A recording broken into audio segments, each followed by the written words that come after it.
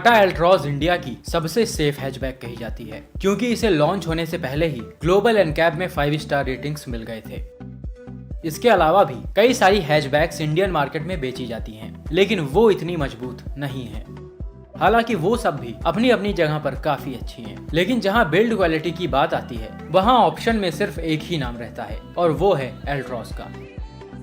सिर्फ build quality ही नहीं बल्कि इसका लुक, परफॉर्मेंस, फीचर्स सब कुछ बहुत अच्छा है। ओवरऑल ये एक परफेक्ट 5 सीटर हैचबैक है। अच्छी तो सारी ही कार्स होती हैं, लेकिन हम परफेक्ट उसी को बोल सकते हैं जो और सभी चीजों के साथ साथ बेहतरीन सेफ्टी प्रोवाइड करे। और ऐसे ही एक सेफ कार का आज मैं आपको 2 एक्सीडेंट्स दिखाने वाला हूँ, जिससे आपको पता लगेगा कि फीचर्स और माइलेज के साथ साथ बिल्ड क्वालिटी कितनी ज्यादा जरूरी होती है। ये दोनों ही न्यूज मुझे फेसबुक के अलग अलग ग्रुप से मिले हैं, जिसमें बहुत ज्यादा डिटेल तो नहीं दिया गया है, लेकिन फिर भी फोटोज देखकर सब कुछ समझ में आ जाता है। इनमें से पहला एक्सीडेंट एल्ट्रॉज के ग्रुप में ओनर द्वारा पोस्ट किया गया था, जिसमें आप साफ साफ लिखा देख सकते हैं। इन्होंने बोला है कि सिर्फ टाटा की बिल्ड क्वालिटी की वजह से उनको नई जिंदगी मिली है। एक्सीडेंट टाटा एल्ट्रॉज और अशोक लीलैंड ट्रक के बीच आमने सामने से हुआ है।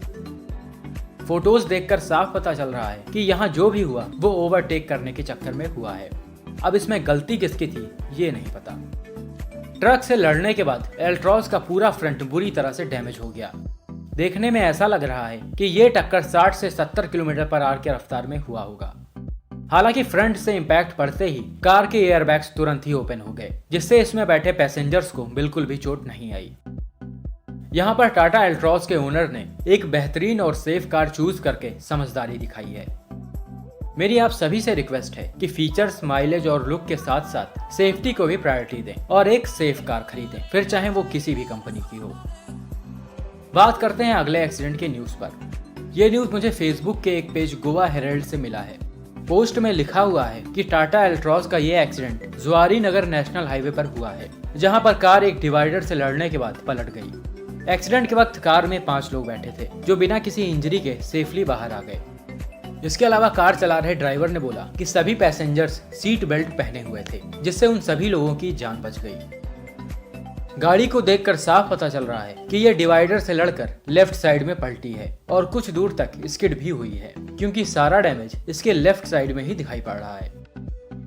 इसके अलावा फ्रंट से हैचबैक को किसी भी तरह का कोई डायरेक्ट इम्पैक्ट नहीं पड़ा, जिससे इसके एयरबैग्स भी नहीं ओपन हुए। यही न्यूज मुझे फेसबुक के एक और ग्रुप में भी मिला था, जिसमें लिखा हुआ था कि यह एक्सीडेंट तेज रफ्तार में कंट्रोल खो जाने की वजह से हुआ है।